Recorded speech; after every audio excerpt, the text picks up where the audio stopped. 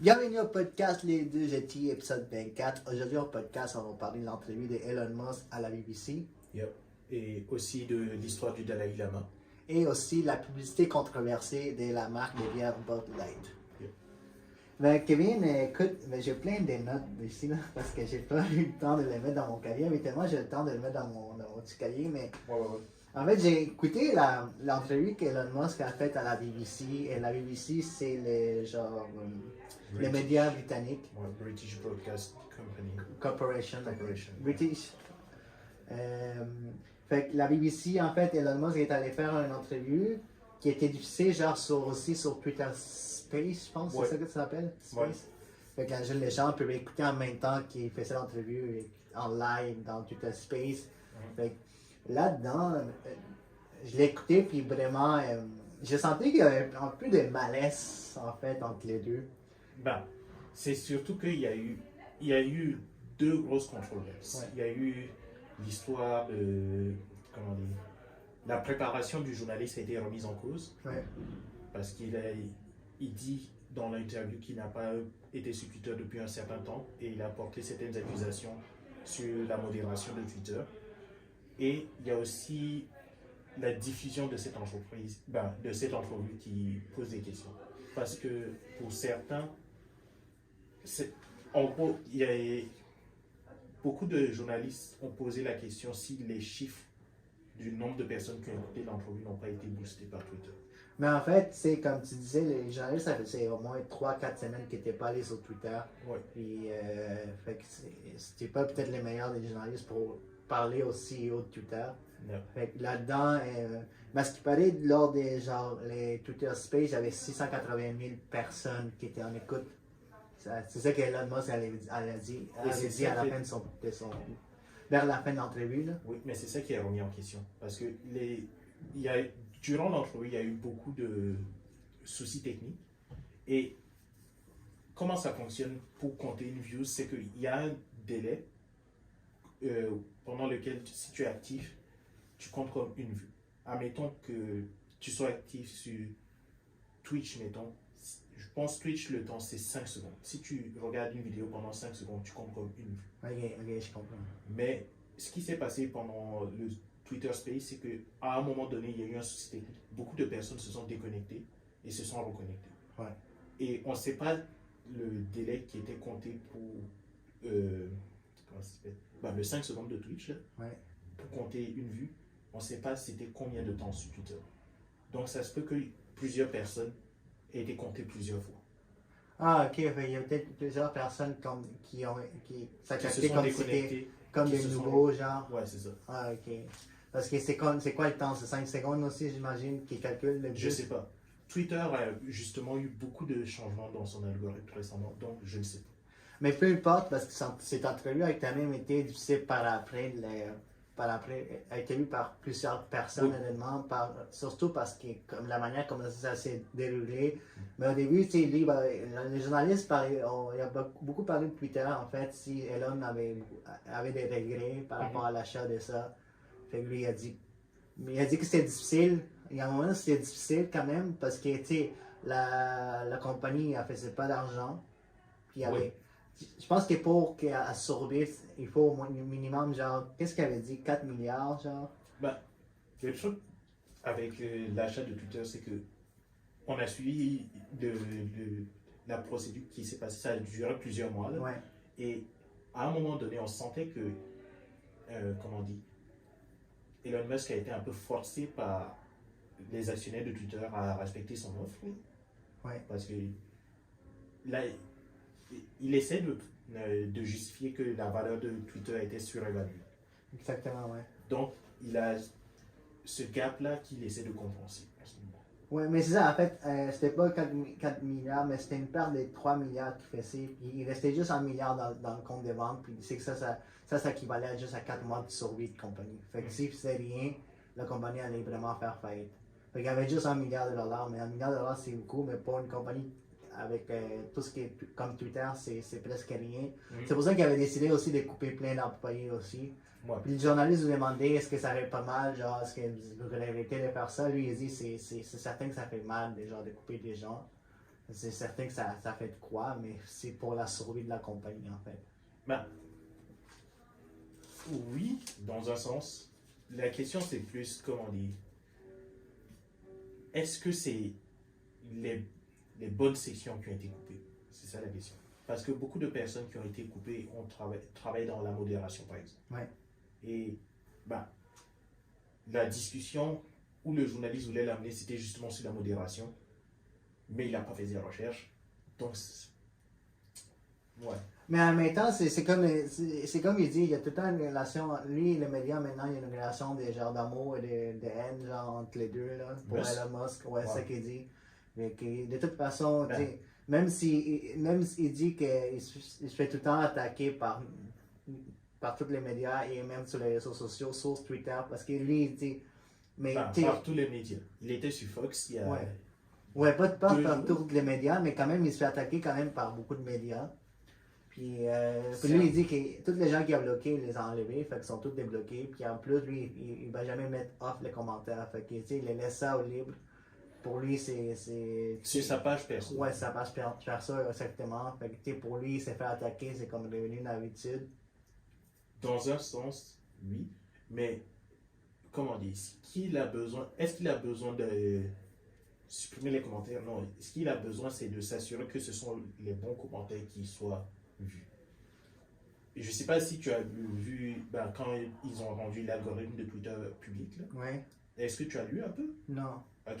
En gros, avant le dernier changement au début de la semaine passée, Twitter priorisait beaucoup, comment dire, les likes. Mettons que tu fasses un tweet. Le processus est complexe. Mais en gros, le truc, le multiplicateur qui allait te donner le plus de chances d'apparaître dans ton algorithme, Ouais, c'était les likes. c'était les likes. C'était Ouais. x 20, genre. Ouais. Maintenant, c'est la probabilité que la personne à qui tu écris réponde à ton tweet. Ok. Maintenant, ok, disons que moi, je fasse un tweet qui parle de toi. Twitter va te montrer ce commentaire s'il prédit que toi, tu vas répondre à ce commentaire. Ok, mais c'est comme parce que la manière on dirait que ça marche, c'est comme une conversation. En fait, si les deux font une conversation, puis Twitter veut vraiment être la place publique des conversations, genre, fait qu'en même temps, si ça arrive, ça va le booster plus. Oui, mais ce que ça change, ça veut dire, ok, admettons que Elon Musk, il dit, il va pas bloquer le commentaire. Ouais. Mais que il répond jamais aux commentaires de, je sais pas, des gens qui sont de la gauche. Ouais. Un truc du genre. On les verra jamais dans Ok. l'algorithme. Tu vois ce que je veux dire? Ouais, je comprends. Il n'a pas besoin de les bloquer, quote unquote. Dans ses propres commentaires. Exact. Ouais, ouais. Mais tu vois, tu lis pareil, puis il y a des trolls pareils, là. C'est juste qu'il y en a tellement que Mais tu vas finis pas par les scroller voir. jusqu'à la fin. Ouais, mais tu finis par les voir parce que ça les monte en haut. Mais tu sais, il y en a deux, trois qui se dirait que c'est genre des gens qui l'appuient. Puis Ouais. juste en bas, c'est des trolls. Des Ben. gens qui l'appuient pas vraiment. S'il y a des gens qui répondent à ces commentaires, ça risque d'apparaître.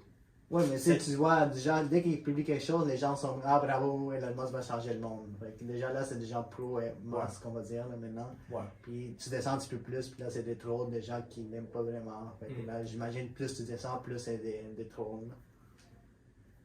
Complexe, j'aimerais qu'on ait plus de temps pour développer là-dessus. Moi, j'ai lu les derniers changements, mais il y a des choix qui sont ambitieux. Mais honnêtement, lors de l'entrevue avec la BBC, Elon Musk c'est un peu allé, honnêtement. C'est pas comme une entrevue habituelle. C'était vraiment habituellement. Il posait même des questions aux journalistes que les journalistes n'étaient pas capables de répondre. Puis il a même demandé genre, est-ce que tu aimes la BBC? Puis lui il était comme, je peux pas répondre.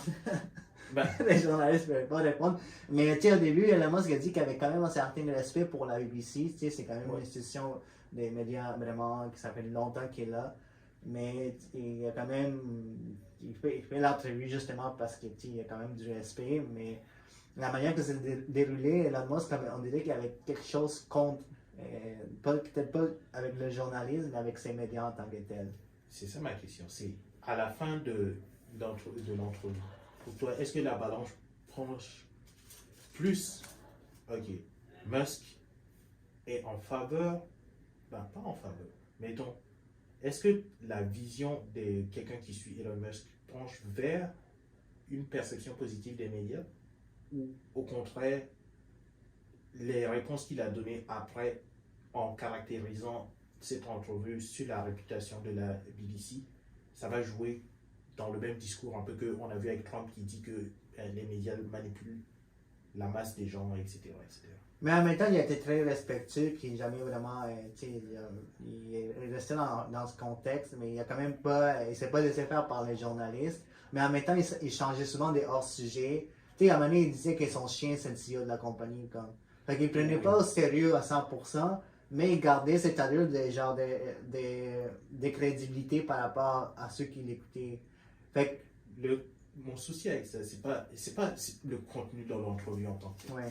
C'est sa position avant de venir à cette entrevue. C'est qu'il avait marqué les médias qui sont financés par des États, qui reçoivent des fonds de l'État. Ouais, c'est ça. Comme il avait fait mention qu'ils étaient financés par l'État. Mais il faut faire une grande distinction entre des médias qui reçoivent des fonds qui sont alloués par l'État. Par exemple, moi, si je commence une radio aujourd'hui, je peux aller demander, appliquer pour des bourses qui sont disponibles par l'État.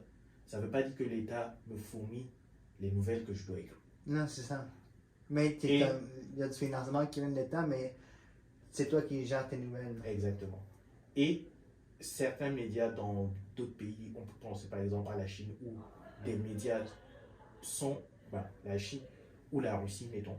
Les nouvelles sont contrôlées par les gouvernements. Mais le label que Musk mettait sur NPR, BBC, CBC, le Canada. Exact. Ça faisait la confusion entre ces deux. Et c'est dans cette position que la BBC faisait l'entrevue. C'est pourquoi tu nous. Ok, fait que c'est à cause de ça. Là. Mais il disait qu'il n'avait pas encore, pas encore mis lors de l'entrevue, il allait le mettre le lendemain, genre. Mais les compagnies savaient déjà que ça allait arriver. Comme. Ouais. Et il l'avait déjà mis sur NPR. Et NPR s'était retiré. NPR ne publiait plus de nouvelles sur Twitter. Ah, c'est pour ça qu'il a fait l'entrevue avec la BBC. Ouais. Okay. La BBC, ils n'étaient pas d'accord avec le label qu'il utilisait. Et il a dit qu'il allait changer de terme. Ouais. Et CBC, ça c'est arrivé après que l'autre, comment il s'appelle? Pierre-Paul Libert. Ouais. Ouais, elle demandait. Elle demandait, oui. Mais, tu sais, mais en même temps, il dit ici qu'il avait aussi, par rapport au badge bleu, là, ouais. que maintenant que les compagnies devaient payer pour leur badge bleu, pour être plus crédible, tout ça, parce qu'ils allaient enlever ceux qu'il avait obtenus, genre, gratuitement. Puis je pense qu'il avait déjà enlevé les badges bleus au New York Times, en fait. Ouais. Mais c'est ça. Il disait qu'il était fier de ça, genre. Ouais. Je pense depuis hier ou avant, hier soir, me semble, que même les personnes qui avaient un Legacy Badge ne l'ont plus. Ok. Maintenant, c'est juste, si tu payes que tu as...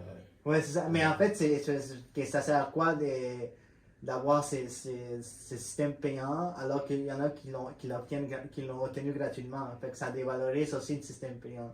Mais je comprends, par rapport, peut-être les grosses compagnies devront avoir un batch spécial, mais n'importe qui comme un influenceur qui a déjà obtenu ça devait peut-être le payer parce que c'est comme... C'est plus que ça, on est en train de financer la vérification sur Twitter. Ouais. La vérification n'est plus un service qui vient avec Twitter. C'est tu payes pour pouvoir vérifier. Ouais, c'est ça. Ce qui pose problème dans... Okay. Déjà, il y a une contradiction entre le discours de Musk qui dit ok, on va donner la parole au peuple, mais qui... Comment dire? Il y a un astérix à cette phrase, c'est que tu dois payer pour qu'on puisse t'entendre. Exactement, en fait. C'est ça, en fait, qu'est-ce qui se passe avec le titre de la droite, c'est qu'il parle beaucoup des free speech, le droit à la liberté, mais en même temps, comme ça fait comme Elon Musk fait, genre, si tu payes pas, on va pouvoir t'entendre. Ouais. C'est comme totalement, genre, contraire de qu'est-ce qu'ils veulent établir, genre. Puis c'est ça qui est comme, on dirait que ça va trop de droite, trop d'extrême, genre. Oui, c'est plus que... C'est pas...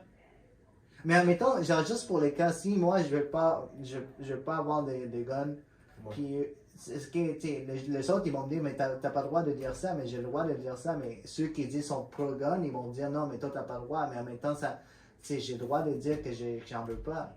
Oui. Tu sais, c'est quoi l'histoire genre de la liberté d'expression, c'est de deux bords. Il y en a qui disent, l'autre, les deux c'est bad genre pour une espèce de free speech.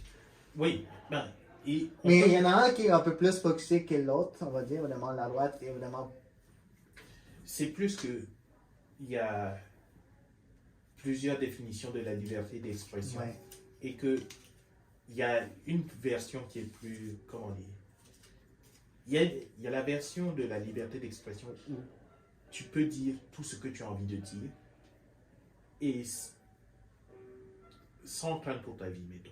Parce que, oui, techniquement, tu peux dire tout ce que tu as envie de dire, Ouais. mais les conséquences après. Et il y a la version, comment dire, hmm, es-tu prêt à te battre pour ce que tu veux dire? Ok. C'est un peu les deux versions qui sont proposées, Ok. si tu vois ce que je veux dire. Ouais. Le problème, c'est que quand ça devient une capitalisation de... Admettons, ok, si la position de Musk c'était, ok, vous payez pour la vérification, après ça, go for it. Vous pouvez faire des comptes de parolier et tout. Déjà, ça va lui créer des problèmes parce que les gens pourraient se faire passer pour d'autres et tout, mais Twitter ferait de l'argent là-dessus. Mon problème, c'est quand on dit, ok, oui, vous payez pour la vérification, mais en plus, ceux qui payent pour la vérification vont se faire booster. Oui, c'est ça qui est comme. Je suis comme, ouais, mais il y a. Mais ça vient avec la. Tu sais, tu payes pour ça. Les gens vont dire, mais je paye pour le booster. Oui, mais C'est comme tu payes ça pour. valorise C'est pas. comme si tu payes sur Facebook Ads, tu payes des ads pour que ta publicité soit apparaître devant plein de monde. C'est la même chose. Tu payes pour ces ads-là. Tu payes pour une publicité, Ouais. pas pour du contenu que tu crées. Ok. C'est ce contenu-là. Sans le contenu, Twitter ne peut pas fonctionner. Mais en même temps, tu sais, quelqu'un peut écrire des quoi, puis ça va jamais partir viral. Là. Tu sais, ça. Ça n'a pas besoin d'être viral. Ça a juste besoin, au minimum, de garantir que les gens qui te suivent vont voir ce que tu as écrit. Ok, mais ça va changer. Comme si j'ai pas voulu, les gens qui me suivent vont pas pouvoir voir qu'est-ce que j'ai tweet. En ce moment, l'incitatif, le plus gros.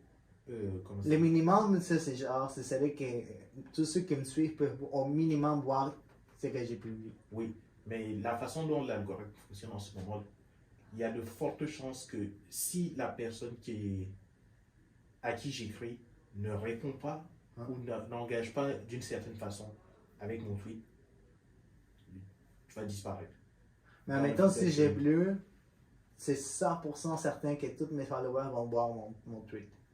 100% non, mais il y a un multiplicateur qui est conséquent. Ok. Je pense que c'est fois 20. Ok, je comprends. Mais écoute, tu sais, aussi dans l'entrevue, Elon Musk accuse aussi la BBC, genre, parce qu'il parlait aussi de tout ce qui est, comment ça s'appelle en français, la misinformation. Ouais, des informations. Des informations, là, tu sais, la BBC, là, il parlait de ça, genre, hate speech, encore, là, Ouais. misinformation. C'est ce que je l'ai écrit en anglais, c'est pour ça que j'allais pas dans ma tête à le traduire. Ouais. Mais tu sais, il parlait beaucoup de ça, puis il parlait aussi ils ont parlé d'Andrew Tate, comme Donald Trump, puis tu sais, Elon Musk a dit aussi, accusé la BBC déjà, est-ce que vous êtes revenu sur vos propos sur la COVID, tout ce qui est les masques et les vaccins, les effets du vaccin, genre, parce que vous avez une certaine narrative pendant toute la longue de la COVID, puis il y a des choses qui sont prouvées maintenant qui n'ont pas été vraies. Il a demandé directement aux journalistes, comme si les journalistes allaient dire quelque chose. Ouais, Il peut bien dire. Ouais. Est-ce que vous êtes revenu sur ça? Puis lui a dit, mais moi je peux pas commenter. Mais en même temps, il y a un point parce qu'il y a eu de nouvelles choses qui sont dites après la pandémie presque sur les masques et les vaccins. Mais certains médias n'ont pas parlé du tout. Ça dépend de quel sujet on parle. Mais pour comment ça s'appelle? Les directives sur les masques et tout, ça a été, comment dire, pendant les 3 premiers mois, c'était comme, oui, ça marche, non, ça marche pas, oui, mais oui, finalement, ça marche. Ouais. Ouais. Ça, la plupart des médias ont fait les correctifs au fur et à mesure. Ouais. Donc, je sais pas, est-ce qu'il veut une lettre d'excuse parce que les médias ont dit changer? Je sais pas. Je sais pas, lui, il dit que pour lui, j'ai l'impression qu'il dit dans sa tête, c'est que le masque n'a jamais vraiment marché, fait qu'il veut que les médias disent que ça n'a jamais vraiment marché. Là. Selon lui, là. Ok. J'ai déduit ça, il n'a pas dit directement comme ça. Là. Ok. Dans ce cas-là, je vais faire la séparation de deux types de médias. Il y a les chroniqueurs, tous ceux qui donnent leur opinion, machin, machin. Oui, si tu as donné ton opinion et que tu as dit porte un masque, sinon ça va pas marcher, tu vas tomber malade, machin, machin. Ouais, cette personne doit prendre la responsabilité personnellement. Mais la plupart des journalistes que les gens ignorent, c'est les gens qui font vraiment du fact-checking, qui vont aller vérifier, ok, est-ce que telle étude dit ça, ça, ça. Ces personnes-là, en général, elles vont être très précises dans ce qu'elles disent comme mot. Elles vont dire, le port du masque limite la transmission dans telle zone, machin, machin. Ouais. Si t'as pas. Et ces personnes-là, elles ont souvent de très hauts standards, donc elles vont se corriger au fur et à mesure.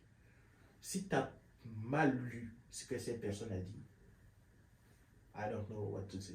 Ok, parce que ça, c'est des fact-checkers. Il y a quand même une information qui sont tout le temps en train de changer, tout le temps. Tu sais, avec eux, tu sais que tu as la bonne information, puis elle change, puis il y a des nouvelles choses qui arrivent. Et ces personnes, en général, elles vont le mettre le changement quand elles changent un article, elles vont dire, ok, telle partie a été changée. Ouais.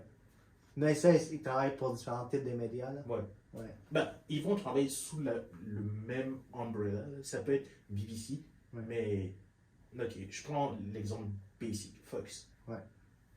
Il y a Fox, il y a les journalistes de Fox, et il y a les chroniqueurs de Fox, genre Tucker Carlson, machin. Ouais. Si Tucker Carlson donne son opinion sur quelque chose, ça ne veut pas dire qu'il a fact-checké ça. Ouais. Ça veut dire c'est. Il y a quelqu'un d'autre qui va checker ça. Ouais, c'est ça. Il va dire tout ce qu'il a dit, c'était pas genre c'est sa propre opinion, blablabla. Ouais, c'est ça.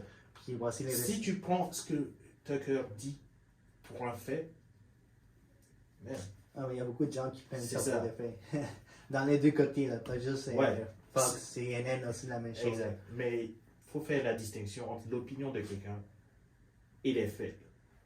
Mais pour finir, conclure ces sujets, comme de toute façon, on est tous les deux d'accord que genre, le journaliste n'était pas vraiment prêt, mais surtout qu'il ne s'entendait pas qu'Elon Musk réponde de même. On dirait qu'Elon Musk est allé avec une vibe plus genre je m'en fous, puis genre je vais juste aller avec la vibe. C'est certain qu'il y a des moments plus sérieux, mais en même temps il n'était pas comme je suis là parce qu'on m'a invité, puis ça va faire des views sur Twitter Space. Il y a beaucoup de critiques sur Elon Musk par rapport à, comment dire, ses talents d'ingénieur ou quoi que ce soit. Mais on doit lui donner du crédit sur, il sait comment s'adresser à une foule. Ouais. Les gens vont le voir comme the most relatable billionaire. Ouais. Et si tu veux interviewer une personne qui peut s'exprimer de cette façon, t'es mieux le minimum, c'est de consulter les dernières activités. Mais tu parles de le most relatable, mais en même temps, c'est pas quelqu'un qui a beaucoup de gens qui peuvent s'identifier. La façon qu'il est comme type, genre sa façon de vivre, tout, ok, tu peux facilement genre te reconnaître. Mais ces gars-là, c'est quelqu'un genre d'extrêmement intelligent. C'est pas parce que quand tu vas les regarder, ils t'entendent qu'est-ce qu'ils disent. Il y a beaucoup de gens. Les gens les voient comme des gars normaux, mais en même temps, il n'est pas normaux. Non. Il faut faire une distinction entre la légende d'Elon Musk et Elon Musk. La légende d'Elon Musk, c'est le gars qui a starté Tesla, SpaceX, PayPal. Oui, mais ça, c'est la légende. Elon Musk a investi dans ces compagnies.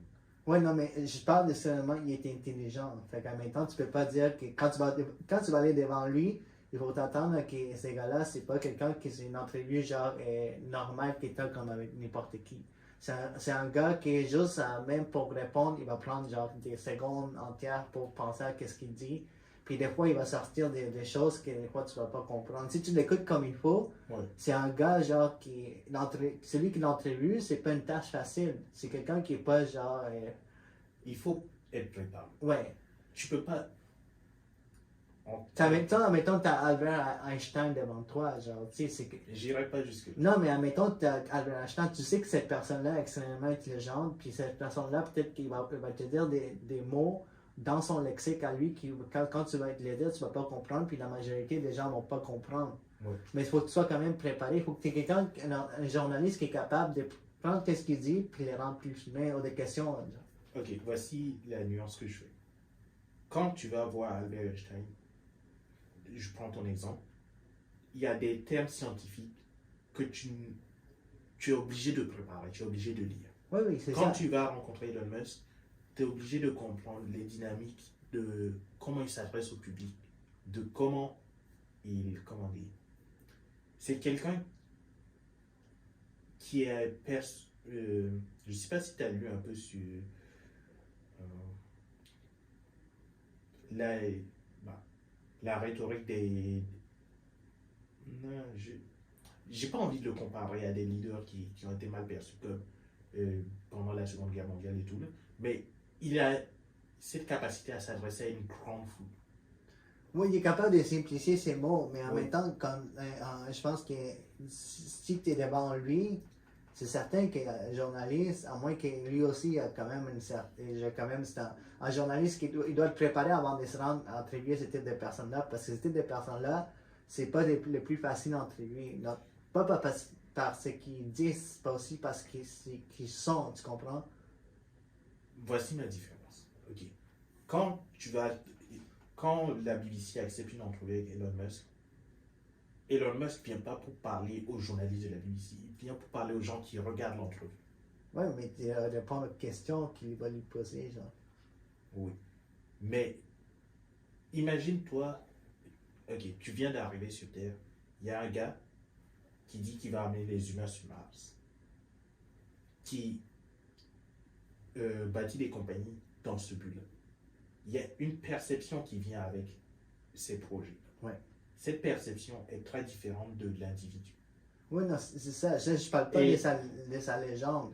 Oui, mais le problème, c'est que ce journaliste est venu, comment dire, sans assez de préparation. Donc, il ne peut pas faire la séparation entre les deux. Mais comme si tu as déjà écouté la première interview qu'il avait faite avec Joe Rogan, même Joe Rogan, il dit que ce gars-là, c'est un génie. Même s'il passait. Quand lui parlait de quoi il comprenait rien de ce qu'il disait, mais tu sais, Joe Rogan, il se prenait une pop, puis là, tu sais. Mais il comprenait un peu ce qu'il disait, mais genre pas à 100%, parce que des fois, il allait dans ses propres mots, puis dans ses propres pensées, puis il parlait, mais tu sais. Mais, ok, comment dire? Des fois, je vais dire des choses que moi seul comprends, mais si Elon Musk disait ces mêmes choses, ce serait mieux perçu parce qu'il y a sa réputation. C'est ça que je dis. C'est, comment dire, les gens, si tu postes un meme et que Elon Musk reposte le même meme, la perception du public va être très différente à cause de cette légende. Oui, non, justement, il y a quelque chose qui a une aura qui le suit, c'est certain. Mais si tu rencontres la personne, tu remarques qu'il y a quand même cette aura est véridique. Il y a quelque chose en lui qui fait qu'il va envoyer les gens, mais c'est pas n'importe qui, c'est pas genre quelqu'un qui est genre qui est pas très intelligent. Il y a une intelligence derrière lui, mais après ça, sa légende a été agrandie par beaucoup de gens qui le mettent sur un pédestal. Mais en même temps, c'est un être humain normal, t'sais. Mais il y a un petit peu plus de désirs ou d'intelligence. Il veut aller. Déjà qu'il veut aller amener des gens en Mars, c'est ça, là. Ambition intéressante. Mais ce que j'essaie de dire. Ok, faisons un exercice. Donne-moi 3 caractéristiques de Elon Musk l'humain pour toi. Je vais faire la même chose. Intelligence. Ambitieux, travaillant. Ok. Je vais donner mes caractéristiques et après je vais te donner pourquoi je suis en désaccord sur certains que tu as donné. Après, tu peux faire pareil comme tu le sens. Je dirais, j'ai pas le thème en français là, mais il a une class awareness. Mhm. So, il arrive à connecter avec la mentalité d'un groupe de personnes. Probably travailleur pour sûr et how to say it. Je sais pas comment expliquer ça.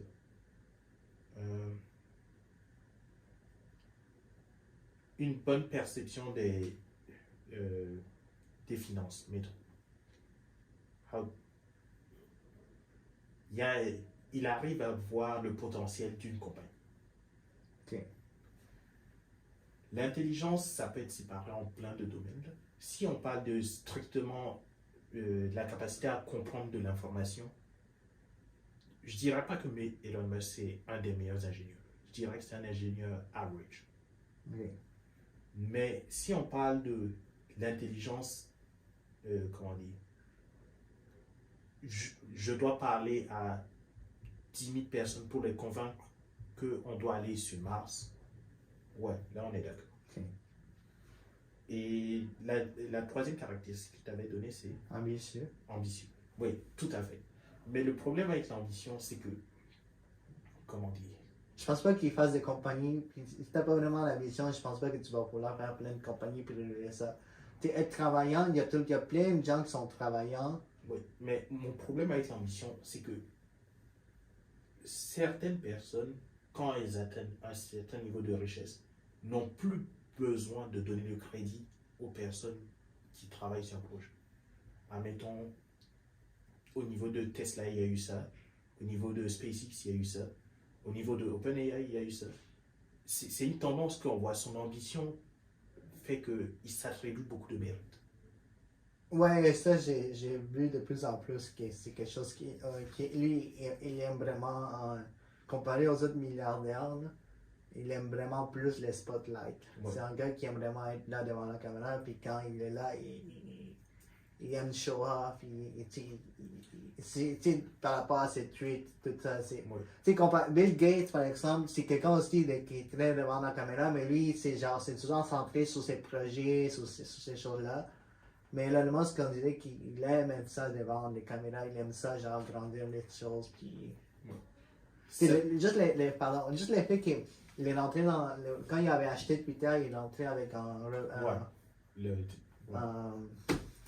sync. Yeah. Ouais, fait que juste de même, il n'avait pas vraiment besoin de faire ça, Ouais. mais il sait que c'est ça que ça amène. Ouais, Genre, ça ça amène amène de grandeur. Exact. Ouais. Et c'est ça que j'essaie de dire, c'est il a cette awareness que, ok, ça va créer un mouvement marketing. C'est un showman. Genre. Yeah. Ouais. Mon problème de cette entrevue, ça reste le même. C'est que le journaliste qui allait faire ça, si moi, je suis au courant de ça et que je dois aller interviewer Elon Musk dans 1 an, toute cette année, je vais passer ça à m'assurer des faits que je vais présenter.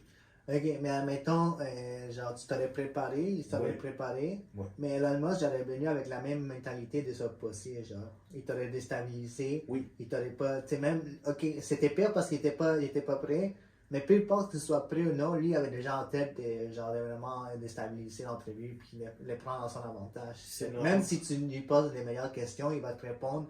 Mais à la fin, il va vouloir aussi te déstabiliser. Il va te dire, est-ce que tu aimes la BBC? Est-ce que tu penses quoi? Qu'est-ce que... Oui. T'es... Et ça se gère. C'est juste de la conversation. Ouais. Mais toi, tu joues dans le cadre de ta compagnie. Fait que tu peux pas répondre à tout ce qui était dit. Tu peux. Non, mais tu répondre de la manière la plus... qui va respecter le cadre de ta compagnie, tu comprends? La BBC va T'es pas obligé.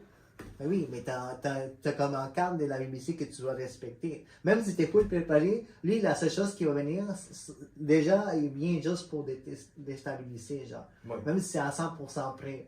Fait que toi, tu sais que t'es préparé, puis tu vas respecter ce que la BBC veut de toi. Fait que tu peux pas dire fuck. Tu comprends? Tu peux pas. T'as pas besoin de dire fuck, quoi que ce soit, mais mettons, je prends quelqu'un comme Jon Stewart. Tu peux pas juste te lever quand lui il dit je vais aller sur mon cell puis je vais aller sur mon Twitter Space puis même si toi tu dis on a fini, tu peux pas juste dire ok je m'en vais, il faut que tu restes jusqu'à ce qu'eux te disent c'est fini, tu comprends? Non. Parce qu'il y a un moment donné où que le journaliste, dans la vidéo, c'est fini, puis il dit c'est fini. Elon Musk, il sort son sel, il dit, là, les gars se commentaient, puis les journalistes, ils attendent un signal pour dire c'est fini, mais tu sais, Et ça continue. Ouais, mais. Mais toi, ce que tu as dit, moi, j'aimerais, tu t'en vas alors que c'était pas encore fini parce que là. Oui, j'aurais pu, parce que, admettons, est-ce que tu connais Jon Stewart? Ouais, Oui, il fait un show sur Apple. ouais. Il est en position de. Ah, mais lui, c'est quelqu'un d'autre. Lui, c'est un big shot. Tu comprends? Lui, il a le droit de dire je m'en vais. Puis, tu sais, après ça, il va rencontrer avec ses représentants qui gèrent les shows. Il va dire mais moi, je suis parti pour ça. Il va dire ok, c'est bon parce que lui, il amène plein de views. Mais si tu es un journaliste normal comme l'autre, je sais pas c'est quoi son nom. Ouais. Ouais, Mais pour la BBC, ce qui est important, c'est sa réputation. C'est pas la réputation du journaliste. Si ce journaliste, on sent qu'il donne une réputation que la BBC contrôle ses journalistes, c'est pas bon pour la BBC. ouais, mais si le journaliste fait juste célébrer, puis après il s'en va, les gens, il aurait pu, finalement, il aurait juste pu tourner ça à dire, mais regardez, il n'a pas voulu finir l'entrevue, il est parti de même, puis. Ouais, mais. Tu comprends? Peu importe ce qu'il Ça, fait, c'est- il était comme coincé, genre. Ouais, il a fucked up. Ouais. On est Mais d'accord même là-dessus. si toi, tu te prépares, t'es full, tu m'avais travaillé Elon Musk, j'avais bien préparé. Lui, dans sa tête, c'est genre, tu sais, comme il l'avait fait, c'était pour déstabiliser la personne. Puis même si, puis tu sais, si tu finis par te lever avant qu'il te dise que tu dois te lever, parce que tu vas respecter le cadre de l'entrevue, Ce à la n'est fin- pas un moment. les gens, ils auraient twist ça, puis regarder les journalistes de la Mais ce que BBC j'essaie qui fuient d'expliquer, l'entrevue. c'est que le moment où un journaliste quitte la table, ça n'arriverait pas si tu le prépares. Oui, mais c'est tout le temps. Tu sais, qu'est-ce qui arrive? C'est tout le temps la personne qui se fait entrevue qui quitte la table avant le journaliste. Et c'est normal. Oui, Mais- parce que c'est eux qui ont dit, mais je m'en vais.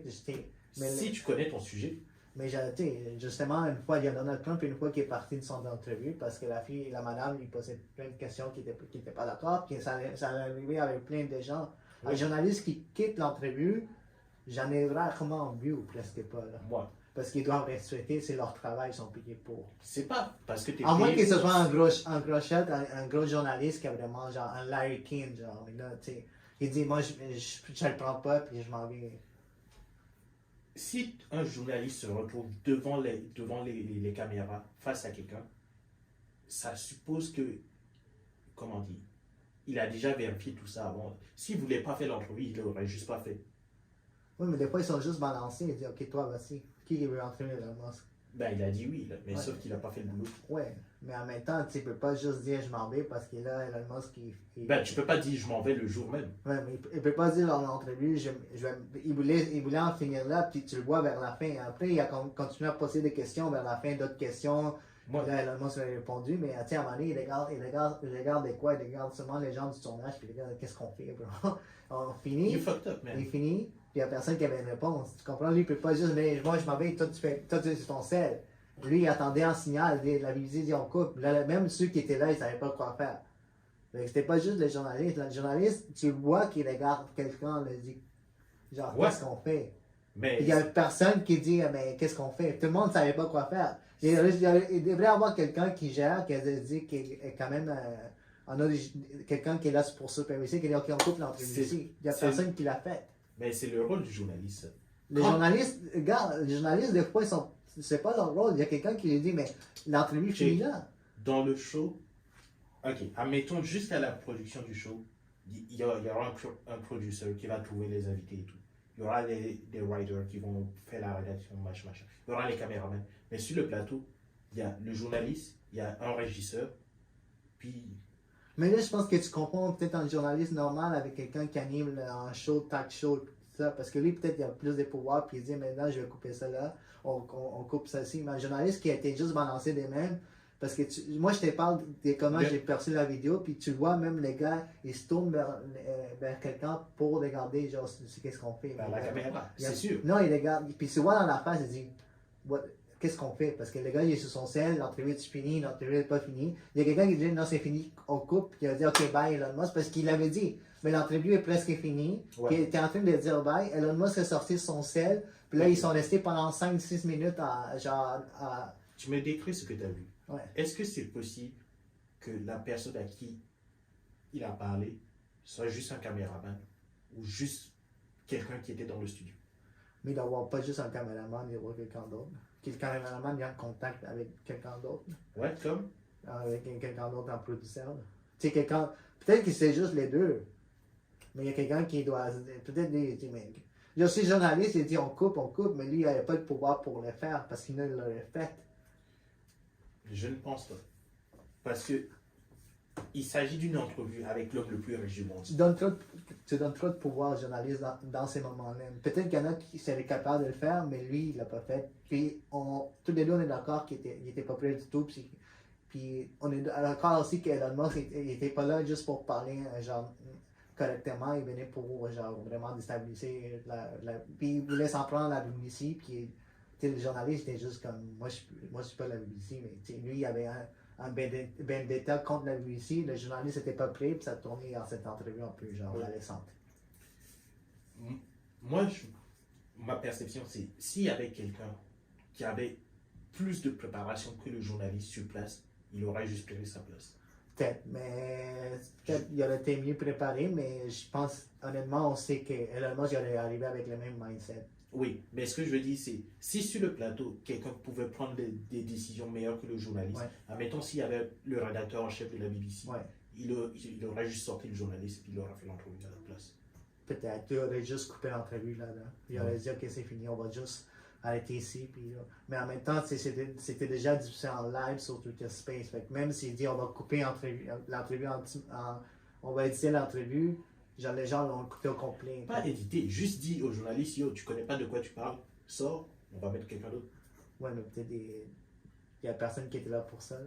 Ben, c'est ce que j'essaie de dire, c'est s'il y avait quelqu'un qui pouvait décider justement de faire ce changement-là, il aurait juste changé. Ouais, ou quelqu'un qui a dit on arrête là, puis c'est fini. On continue pas parce que là, la personne qui fait l'entrevue est pas dans. Ouais. Est trop. Il n'est pas prêt. Il n'est pas prêt. Peut-être n'est pas prêt, puis l'autre il veut pas non plus collaborer, fait qu'on arrête là. Ouais. Mais bon, on a quand même passé du temps sur ce sujet-là. Ouais. Là, on va passer un peu à une autre controverse en fait. Je sais pas si. Mais tu bois de la bière, n'est-ce pas? Ben, ouais, à l'occasion. Ouais, à l'occasion, comme moi. Mais le type de bière qu'on boit, tu sais, moi, j'ai vraiment arrêté de boire la bière, tu sais, quand je vais sortir. Puis c'est quand même l'alcool fort, c'est pas très. Mon ventre, il supporte pas beaucoup, là. Mais si je bois de la bière, j'ai remarqué que c'était quelque chose de. Genre la bière comme du Corona, genre, ou du Heineken. Je sais que les gens ont quelque chose contre l'Heineken, mais Corona ou quelque chose, genre vraiment, genre, pas trop fort, comme. Ouais, des blondes. Ouais, mais genre du Bud Light et c'est Budweiser, là, ça fait longtemps que j'ai pas vu ça, puis honnêtement, du Bud Light, je sais pas si ça m'a déjà goûté, ça goûte pas très bon. C'est genre, ça fait longtemps que c'est comme ça, puis... Mais honnêtement, la bière en tant que telle, j'en consomme moins, puis quand je sors, je vais boire plus des choses comme la bière blonde. Puis j'imagine la même chose pour toi. Ben, j'ai une préférence pour... Il y a quelques roses que j'aime bien, mais... Ouais, mais c'est comme, j'imagine... Puis on a remarqué aussi que genre, beaucoup de jeunes commencent de moins en moins de boire de la bière. Si en boit, c'est la bière vraiment artisanale, ou on avait comme des dérivés comme du White Clad. Puis, ouais, les Stelzer. Ouais, c'est ça. Mais des choses de même avec 5% d'alcool, pas trop fort, tout ça. Mais genre la typique bière qu'on avait, que les gens buvaient avant, ou qui continuent à boire comme de la Bud Light, de plus en plus de jeunes, ils en boivent moins. Ouais. Ça, c'est une tendance qui est là. Ouais. Et ça illustre justement, comment on dit, la place du marketing dans le milieu de la boisson. C'est tellement compétitif maintenant. Ouais. Tu vas voir des marques comme White Claw, comme, c'est pas de la bière, mais Liquid Death qui vont mettre beaucoup d'accent sur le branding. Ouais, comme la bière ici là, au Québec, les gars là, qui est l'influenceur qui a sorti sa propre Beach Club. Le truc de Nelk là?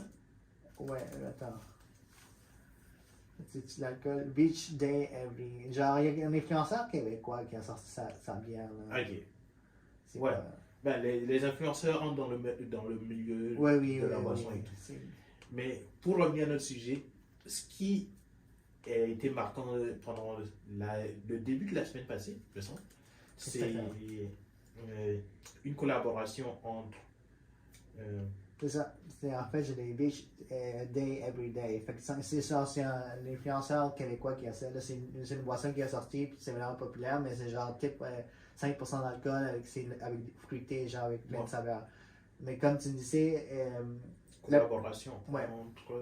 Avec Dylan Mulvaney. Ouais. Dylan Mulvaney, c'est une influenceuse transgenre. Okay? Ouais. Ça fait déjà une année qu'elle documente sa transition en fan. Puis elle a comme 1,8 million de followers sur Insta, puis 10 millions de followers sur TikTok. Elle a vraiment genre un gros following dans ces deux plateformes. Fait que Bud Light, la compagnie, l'a approché pour faire une publicité. Ouais. Genre, puis Bud Light, en fait, ils travaillent avec plein d'influenceurs, ok? C'est pas juste avec elle. Fait qu'ils ont pris elle, elle est vraiment populaire.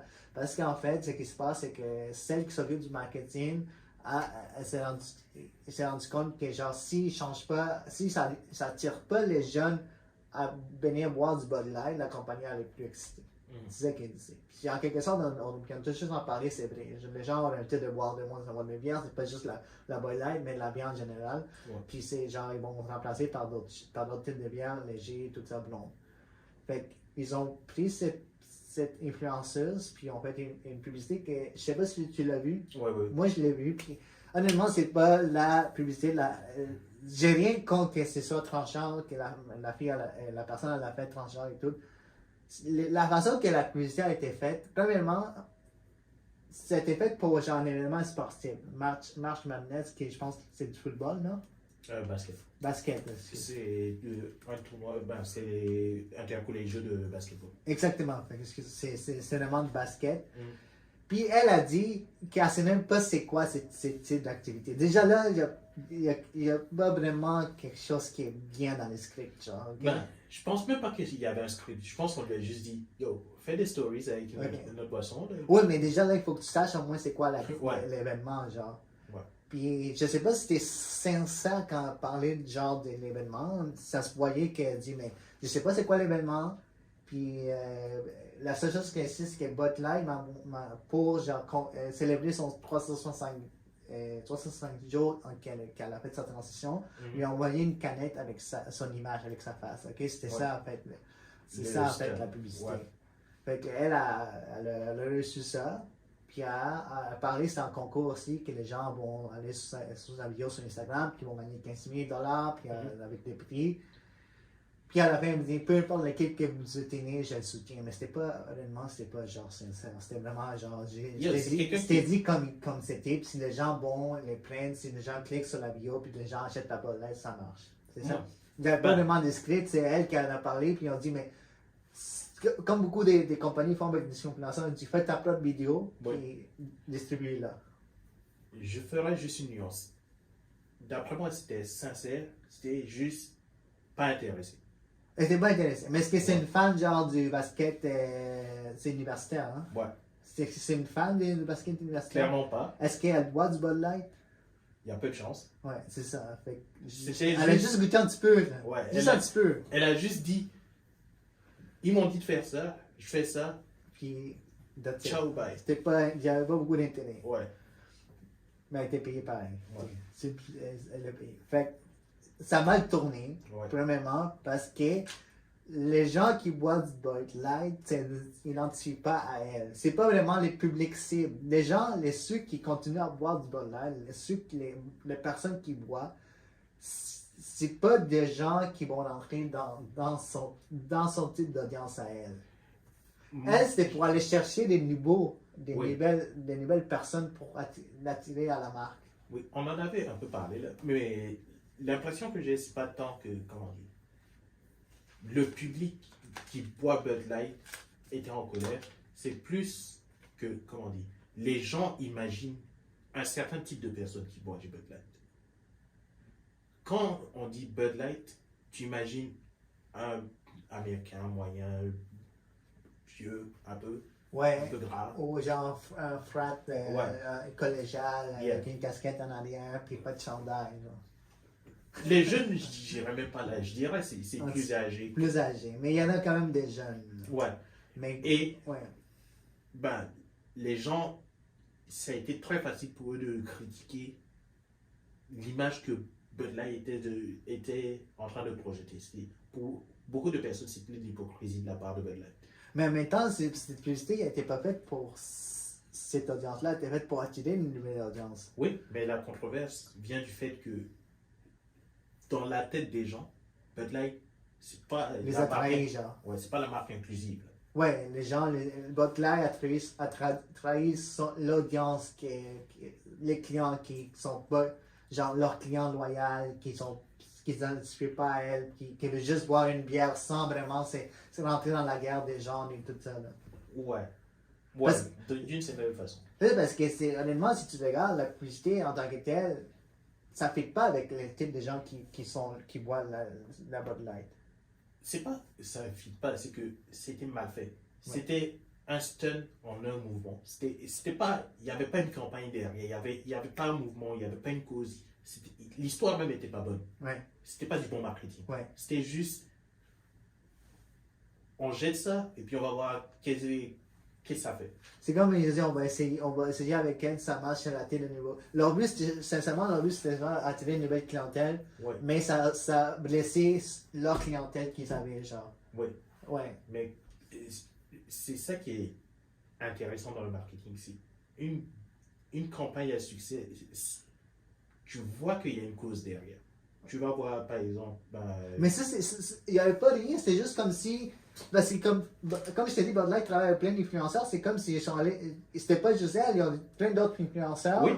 Puis ils ont dit, mais faites toutes des vidéos, puis s'il y en a un qui marche, il y en a un qui marche. Et comme si moi, ils me donnent un Bud Light, je dis, mais buvez du Bud Light. Puis Ouais. si j'attire mes followers, puis ils s'achètent, c'est juste moi. Mais c'est pas une campagne, parce qu'ils sont, Bud Light sont reconnus pour faire de très bonnes campagnes publicitaires. Exact. Puis ils sont vraiment plus dans tout ce qui. Pour cibler vraiment les fans de sport. Genre. Oui. Ils sont vraiment les meilleurs pour ça. Mais c'était pas une campagne qui avait quelque chose derrière, c'est juste une influenceuse, Oui. comme n'importe lequel qui ont embauché, qui va faire une vidéo pour leur audience, puis si les gens achètent, les gens achètent. Exact. Et c'est ça la différence, c'est que pour attirer cette nouvelle audience, ça prenait une campagne. Mais la différence, c'est que cette influenceuse-là est tranchante. Oui. C'est là que ça. Parce qu'il y en a souvent d'autres qui ont fait pour le même événement, ils ont fait une publicité. Pause. Ce que j'essaie de dire, c'est pour tous les autres personnes qui s'identifient déjà à la communauté Bud Light, c'est, comment dire, il n'y avait pas besoin d'un appareil spécial, que ce soit une campagne particulière pour qu'eux consomment la Bud Light. Mais pour attirer, si Bud Light se positionne pour inclure justement les personnes de la communauté LGBT+, ça prendra une campagne. Ouais. Il n'y a pas eu cette campagne, on a fait comme ils faisaient déjà partie de cette communauté. Oui, il y a juste cherché un influenceur qui est populaire, qui est tranchant, puis on dit, mais vas-y, on va te donner des Bud Light, on va mettre, pour célébrer ta transition, on va mettre ton visage sur des canettes. Oui. Puis Il n'y a pas eu de... Les gens veulent achètent, mais il n'y a pas vraiment une campagne derrière qui a été vraiment pensée. Puis honnêtement, s'il a été pensé, peut-être les gens. Parce qu'on dirait qu'il y a certains articles qui disaient que il y a certains hauts dirigeants de la compagnie qui ne savaient pas. Qui ne savaient pas qu'ils allaient s'associer à cette influenceuse-là. Fait qu'il n'y a pas beaucoup de monde qui le savait. Fait que s'il y avait une campagne vraiment bien faite, il y a plein de monde qui l'aurait su, puis il y a peut-être là-dedans, dans cette compagnie, qui a dit, wow, peut-être que ça ne fait pas avec notre audience actuelle, puis oui, il faut aller chercher notre audience, il faut trouver une autre façon de faire. Peut-être améliorer le goût de votre bière, ok? Peut-être ça. Yo, moi, j'en bois pas là, fait que I don't care. C'est plus le minimum pour une compagnie aussi ancienne, c'est de travailler sur, comment dire, la cohérence de leur histoire. Tu fais pas comme si, c'est comme si tu prenais, je sais pas, ok, c'est comme si on est au Canada, on fait une pub pour le ski, et puis tu prends un Mexicain avec un sombrero et tu le mets juste de même dans la pub. Oui, mais ça dépend dans quel contexte. Peut-être c'est une publicité qui fait rire. Ouais, mais c'était pas ça le but. C'était comme si on l'avait mis et qu'on disait que c'était normal. Mais le contexte, on l'avait mis parce qu'il voulait attirer des gens de son audience. Oui, mais il n'y a pas de Parce qu'en campagne même temps, derrière. C'est comme si parce que c'est qu'est-ce qui passe, c'est que la compagnie veut essayer de faire des efforts pour l'inclusivité et tout. Fait qu'en même temps, ils ont dit, mais Sens-tu que ça, c'était un effort? pas vraiment, genre, c'était mal fait. Je pense que des deux bords, ils devraient, genre, la personne en tant que telle n'était vraiment pas intéressée non plus par la brand. Mhm. Puis, tu le vois déjà quand elle parle, puis après ça, j'ai eu tout ce scandale-là, puis là, tu sais. Ouais. Mais c'était pas genre, il n'y a pas une campagne, comme tu dis, bien faite avec de quoi derrière pour vraiment vendre ça. Ok. Yep. Ils ont dit, bon, on va juste prendre elle qui est vraiment connue, puis Puis on va la mettre là. puis on va dire qu'on est inclusif. Ouais. Je comprends. Mais il y a beaucoup de gens qui ont pas aimé ça, puis il y a des célébrités comme Kid Rock, je pense que c'est un chanteur qui a pris son Bon, lui, il qui est a tiré parti sur sur autre chose. sur des bottes live. Puis il y a plein de gens qui disaient on va plus jamais voir des bottes live. Et il y a des gens qui ont capitalisé là-dessus. Il y a plein de... Non, ok, j'ai vu au moins un influenceur lancer sa marque de bière en disant nous, on fera jamais comme Bud Light, on sera jamais woke. Achetez mon pack de bière, genre, c'était genre 6 bières à 65 US, un truc du genre. Je sais Ouais. que, au moins il y a une histoire. Ok, mais genre, oui, il y a des gens qui ont capitalisé sur ça. Mais en même temps, tu sais, la compagnie elle a perdu 5 milliards, Ouais. 5 milliards de dollars. Ils ont En fait. fait, la compagnie, c'est Anheuser-Busch, genre la compagnie mère. Puis il y a une chute de 4% à la bourse. Puis, tu sais, les gens se sont révoltés, beaucoup de bars, puis surtout dans des secteurs plus républicains, il y a beaucoup de bars qui ont dit on n'en achète plus, on n'en vend plus de Bud Light. Fait que là, ils ont sorti une autre publicité qui est encore vraiment pas bonne. Dans la nouvelle publicité qu'ils ont sorti, c'est vraiment genre style américain, genre patriotique, avec un cheval qui traverse la prairie. Je sais pas si tu l'as vu. Non, Un cheval qui traverse la prairie avec la mer, puis là, genre un vrai américain qui se serre la main, genre vraiment genre américain. Ils ont sorti, ouais, ils ont dit on sort ça puis les gens vont revenir, mais en fait, ils ont vraiment fait un trou dans leur brand, ça a vraiment affecté les ventes premièrement, puis ça a vraiment l'image ça a vraiment pris de l'ampleur. Là. Ouais. Puis je pense pas qu'ils s'attendaient à ça complètement, genre. Ouais. Parce qu'il y a plein d'autres compagnies là, qui font plein de choses qui font des choses pour l'inclusivité, l'autre, puis il y a des gens qui se plaignent de ça, mais c'est là, ça vraiment, les petites vidéos, ça a pris une grosse ampleur, parce que peut-être les gens s'attendaient pas à ça, que genre, vous savez que Bud Light, c'est genre le type, comme tu parlais au début, des gens avec plus vieux, plus républicains qui voient ça. Les gens s'attendaient pas que cette compagnie-là sorte une annonce de même, tu comprends? Ouais. Puis là, ça a pris vraiment en feu. Il y a des gens qui vont plus jamais revenir dans cette brand, puis il y a des gens qui vont sortir leur propre brand. C'est pas que les gens vont pas revenir, c'est juste que, comment dire, un changement dans cette histoire de même, c'est, comment dire, c'est un petit événement qui est devenu viral. Ouais. Donc, ça va... Ok. Pour une marque de bière, je pense pas qu'il y a tant de, comment dire, de backlash qu'ils puissent avoir. C'est plus de l'awareness qu'ils vont gagner. Donc, dans 2-3 ans, probablement que... Même pas dans 2-3 ans, dans 2-3 mois. Les gens vont encore se rappeler. Ils vont se rappeler. Les gens vont encore voir ça. Parce que c'est comme la première. C'est comme Bud Light. Genre, Oui, la compagnie de bière numéro 1 aux États-Unis. Genre. Oui. Mais pour finir mon idée, ils vont pas oublier qu'il y a eu ce changement. Mais c'est plus comment Bud Light va réorienter son histoire par rapport à ça. Parce que s'ils essaient de revenir à comme c'était avant, ils vont juste détruire leur brand. Mais de toute façon, déjà Bud Light avait déjà un problème. Ouais. Parce que là, les gens consomment de moins en moins de bière. Ouais. Fait que, ça allait déjà se faire détrôner par Corona et puis d'autres marques aux États-Unis. Fait qu'ils savaient, même avant la controverse, il y avait déjà une situation où ils disaient si on ne fait pas quelque chose, on va finir par disparaître. Mais là, ça veut dire que ça va leur affecter encore plus parce que leur clientèle actuelle, ils vont tout le temps le tenir en tête, genre. Est-ce qu'ils vont se retrouver à être plus est-ce que cette compagnie va dire mais non, nous on parle plus d'inclusivité puis on va juste rester genre vraiment Voici ma question. Penses-tu que le gars le gars ou la fille, qui allait acheter de la Bud Light, quand il arrive devant le magasin, il va prendre une barre de bière parce qu'il y a eu cette publicité. Mais parce que dans le contexte actuel, aux États-Unis, c'est ça qui arrive. Oui. Il y a un contexte Aujourd'hui. actuel. Si ça aurait été genre, il y a comme il y a 15 ans, les gens auraient oublié après, ok, tu sais. Mais il y a un contexte des guerres, on dirait, là, comme ça, là, puis c'est pas encore fini, là. Fait que Bud Light s'est retrouvé malgré eux là-dedans. Fait que les gens parce qu'ils n'ont pas pris de position. Ouais, mais là, ils ont dit, mais les gens ont pris position, on va dire, on va plus boire de la Bud Light. Puis dans ce contexte-là, puis c'est le contexte des divisions, est encore dans les États-Unis pour un bon bout. Les Bud Light va prendre vraiment genre un coup dur. Immédiatement, oui. Mais en termes d'awareness, je pense à ramener Bud Light sur le tapis. Avant cette controverse, c'était quand la dernière fois que tu avais entendu parler d'une publicité de Bud Light? Ils font des bonnes publicités. Ouais, au Super Bowl et tout. Là. Ils font. Peut-être qu'on est moins présents aux États-Unis, mais aux États-Unis, dans les événements sportifs, ils sont tout le temps là. Bud Light, et c'est ça mon point, c'est que nous qui ne sommes pas aux États-Unis, on en entend parler. Ouais. Il y a des gens qui vont dire, oh, I don't care about Bud Light, but j'ai envie de voir la canette de la madame avec la personne trans dessus. Le awareness du brand est revenu.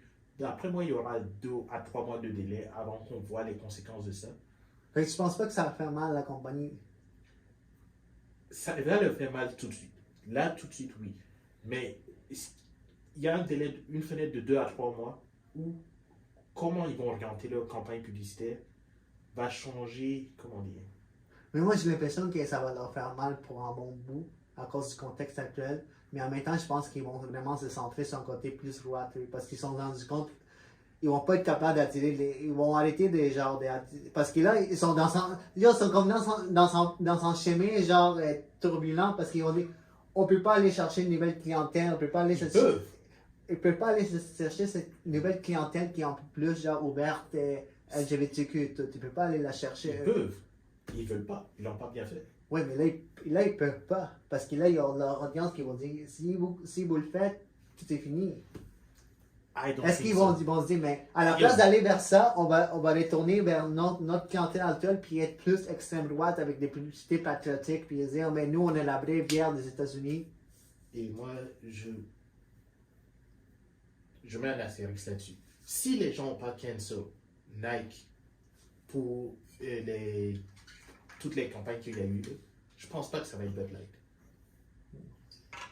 À moins que du jour au lendemain, ils se mettent à faire des Bud Light avec le drapeau queer là-dessus, là, je pense pas que ça va changer quoi. Et même s'ils font ça, ça va gagner de l'awareness. Fait que tu penses pas qu'ils vont juste, tu penses qu'ils vont continuer à aller chercher cette nouvelle clientèle? Ils sont obligés. Ok, fait qu'ils vont pas juste se dire non, on va rester avec notre clientèle actuelle puis juste rester. Mais c'est vrai que ça serait stupide parce que c'est eux qui sont en train de mourir. Ouais, déjà là, avant la controverse, même avec leur clientèle actuelle, ils mouraient déjà. Ouais, c'est comme. I don't know. Ben, ils peuvent là, mais ce serait stupide un peu. Mais écoute, je pense que c'est juste l'effet de cette division qu'il y a aux États-Unis, puis Bud Light s'est retrouvé là-dedans parce que, genre, en voulant être inclusif, puis en voulant attirer une nouvelle clientèle, ils sont retrouvés dans cette situation-là. Tu sais, les CEO, c'est vraiment une excuse un peu trop vague. Ouais, j'étais comme. Puis, il n'a pas pris de responsabilité, mais dit, nous, on ne veut pas être le sujet de la division. On est une bière qui veut vraiment, genre, regrouper tout le monde. Fait que, c'est vraiment un ex des Marines puis du CIA. C'est vraiment quelqu'un qui a été dans le gouvernement. Puis les gens disent, regardez, c'est quelqu'un qui est dans le gouvernement, puis il sort plein de choses. Écoute, je sais pas, mais est-ce qu'ils vont, peut-être dans 2-3 mois, la situation va se retrouver, mais c'est certain que cette compagnie doit aller chercher des nouveaux clients. Ouais. C'est certain que c'était, même avant la controverse, c'était déjà le cas. Fait, mais celui qui ne va pas revenir dans 2-3 mois pour suivre, c'est le Dalai Lama. Oui, le Dalai Lama, c'est notre dernier sujet du podcast en fait. récemment, il y a une vidéo qui est sortie sur les réseaux sociaux du Dalai Lama avec un enfant. Puis je l'ai pas vu au complet, honnêtement. Puis c'est vraiment une vidéo qui a été...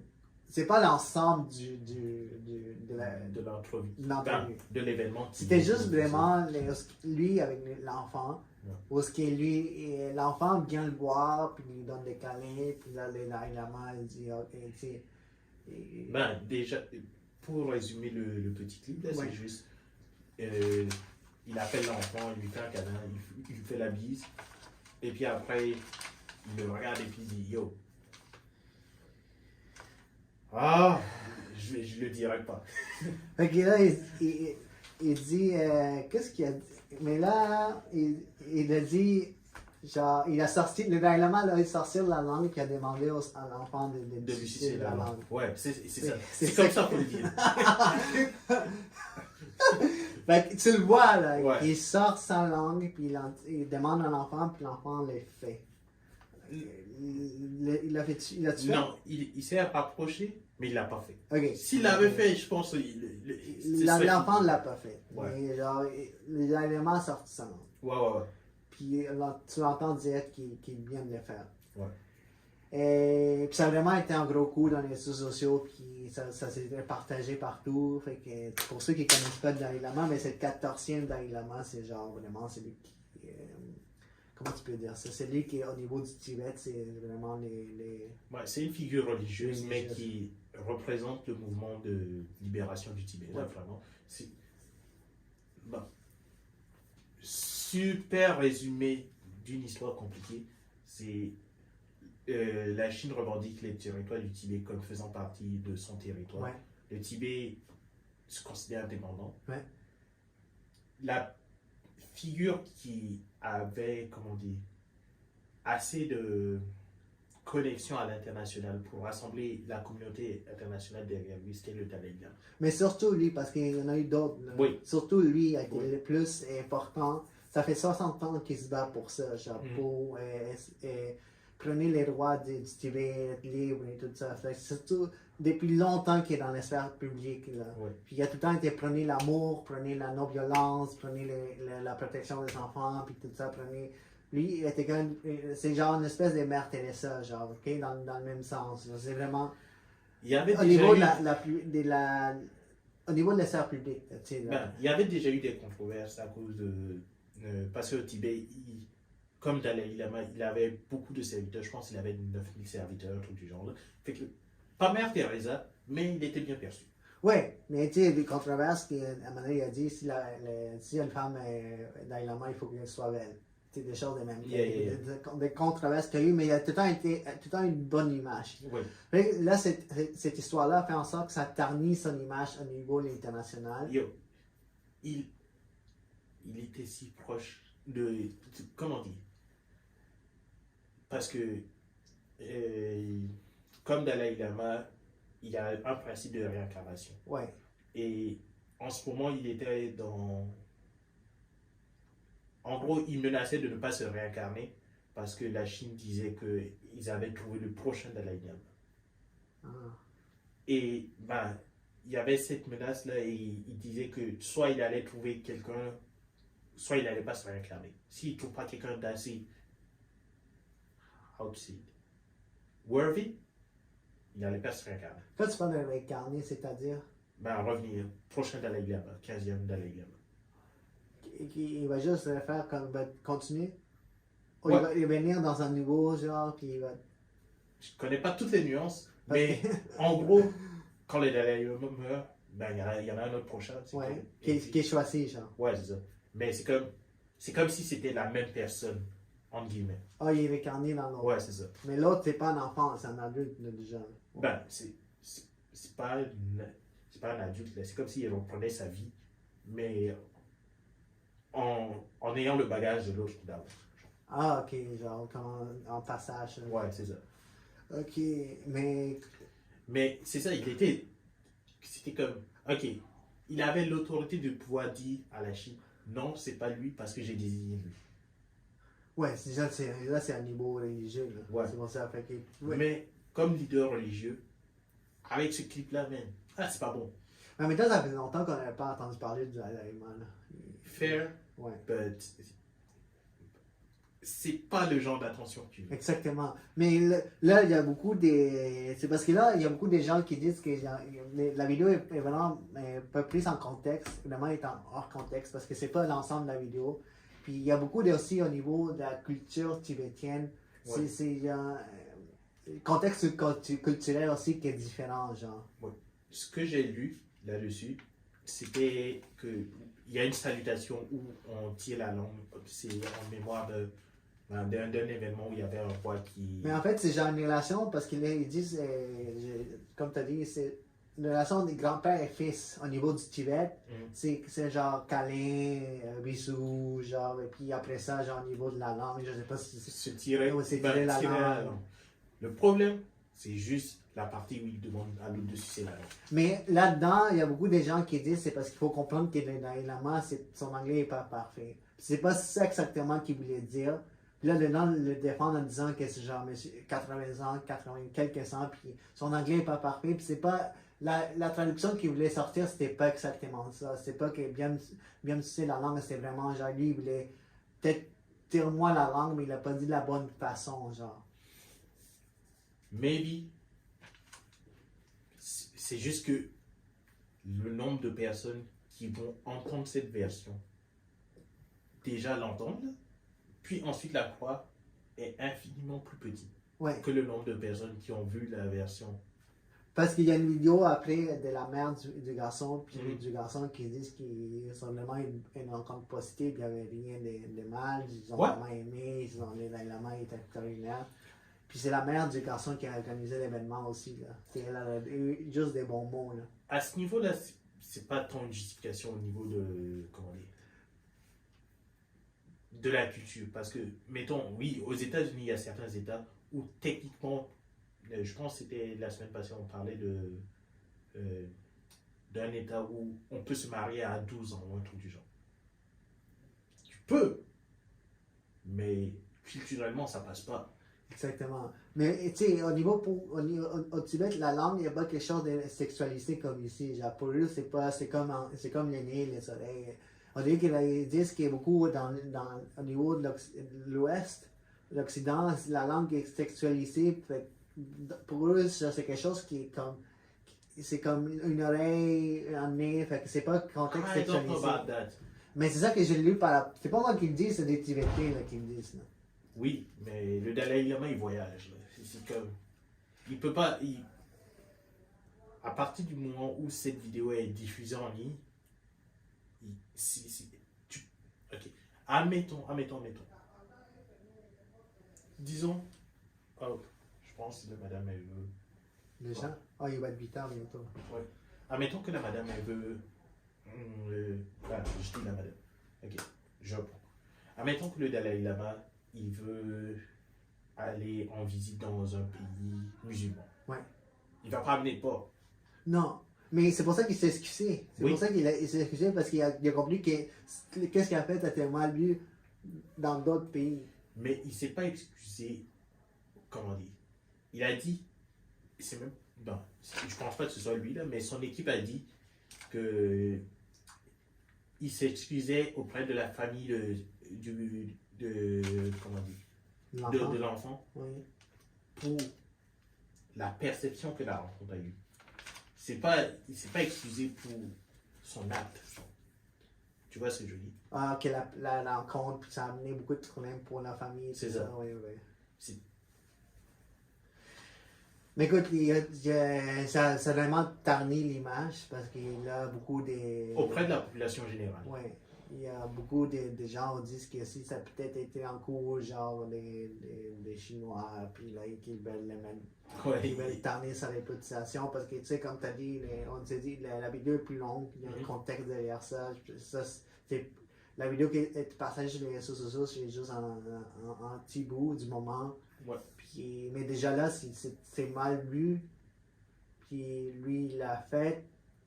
Ça ternit sa réputation, c'est 60 ans de travail qu'il avait fait, puis cette image qui avait comme presque des bouddhas, genre. Ça demande terni. Puis est-ce que ça va avantager à la Chine de que comme OK maintenant lui est-ce que les gens vont le prendre moins au sérieux? Est-ce que ça va avantager à la Chine de dire, OK, on a vraiment un point d'attaque maintenant? Comment dire? En religion, ce qui est dangereux, c'est pas d'avoir, comment dire, ok, je reformule. Ce qui est dangereux en religion, c'est quand on peut identifier un leader à un mauvais exemple. On peut avoir une religion où il n'y a pas un Dieu suprême. On peut dire, ok, c'est la force de la nature, quoi que ce soit. Mais en général, dans les religions, si tu peux identifier quelqu'un comme un démon ou un diable, c'est là que ça devient dangereux. Et la réputation qu'on peut donner à quelqu'un qui a des relations avec des enfants, c'est très proche d'un démon ou un diable. Ouais, c'est ça. Fait que comme je t'ai dit, il y a des gens qui vont pouvoir, qui vont prendre ces situations puis leur bilan leur avantage. C'est déjà là que déjà là qu'eux se battent pour leur libération, est-ce que ça va profiter, comme je t'ai dit, à la Chine, puis dire, mais là, regardez. Ouais. Est-ce que les gens vont prendre plus sérieux maintenant? Est-ce que quand il va faire des tournées pour parler de ça, les gens vont dire, est-ce qu'ils vont dire, oh, mais regarde, les Dalai Lama, c'est lui qui prend la non-violence, ou est-ce qu'ils vont dire, mais c'est lui qui a genre essayé avec un enfant? C'est ça. Il y a toute une génération qui va naître à partir de maintenant, qui va grandir, mettons. Ouais. Et des enfants qui ont 16 ans et plus. Mais une génération aussi qui, depuis longtemps, qui partageait aussi les phrases du Dalai Lama, puis était Dalai Lama, puis il y avait cette espèce de pédestal avec lui qui juste une seule action a détruit vraiment leur perspective. Là, maintenant, sont finis avec lui. Ouais. Tu comprends? Il y a des gens là, que ça fait depuis longtemps qu'ils le suivent, puis de 40, 60 ans, des gens qui les respectent, qui sur Facebook, là, ta mère ou ta grand-mère qui partagent là, avec son message. Est-ce que ces gens-là, j'ai vu des gens qui disent c'est fini comme. Ouais. Puis pas juste la nouvelle génération, là, nous qui le connaissions un petit peu, là on a cette image-là. On n'a pas vu tout ce qu'il a fait avant. Là. Ouais, c'est ça. Peut-être, comme je te dis, nos mères, nos grand-mères l'ont peut-être vu, mais pas nous. Donc, nous avons une image, c'est OK, c'est Dalai Lama, comme OK, mais on n'avait pas cette image comme notre génération avant, il l'avait. Ouais. Là, on a juste vu ça, puis là, on se dit, c'est fini. Ouais. Mais genre, je sais pas qu'est-ce qu'ils vont faire, est-ce qu'ils vont décider peut-être d'échanger de Dalai Lama, ils vont dire, mais c'est le temps. I don't think we can. But, ouais, c'est pas brillant comme move. Mais est-ce que tu penses qu'il peut le faire? Il peut se dire, c'est le temps de. Non? Non. C'est lui qui choisit. Peut-être qu'il dit, mais maintenant je vais choisir. Ouais, mais justement, ce serait comme, yo, tu peux pas choisir ton héritier dans le pire moment de ta réputation. Là. Tu vois ce que je veux dire? Peut-être c'est le meilleur moment pour dire, mais c'est retiré aussi, là? Je pense pas que tu te retires comme dans l'événement. Ah, ok. Mais écoute, c'est quand même. C'est un podcast vraiment intéressant. Là. On a parlé de beaucoup de sujets. On a quand même passé plus de temps que prévu. Mais je pense que c'est un des podcasts où on a vraiment plus aller en profondeur des sujets. Ouais. D'habitude, on se survole un peu, mais là, on a vraiment. Ouais, tu parles d'algorithme. Yeah. Partager nos opinions, nos points de vue. C'est ça qui rend les podcasts intéressants. Puis merci à vous d'avoir écouté ce podcast. Puis notre prochain épisode, c'est avec une invitée spéciale. Et ne manquez pas ça. Ça va être mis sur la chaîne YouTube. On est sur Spotify, sur YouTube. Puis abonnez-vous. Puis merci Kevin. Merci à toi. Ouais, bye bye. Plus par ici. Par la gauche à ta gauche. Là, c'est bon. All right.